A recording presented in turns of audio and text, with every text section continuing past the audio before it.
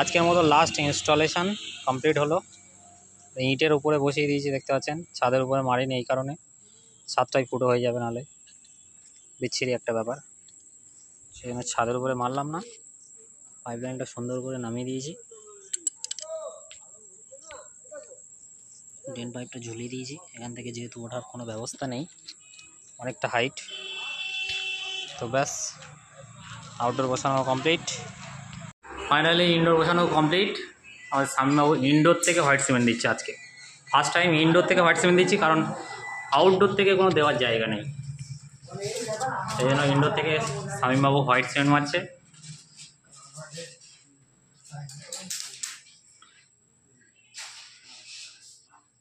এটা একটা বিল্ডার্সে এসছি, দাদা খুব সুন্দর করে সাজিয়েছে বিল্ডার্সটা, নতুন করে ডেকোরেশন করেছে।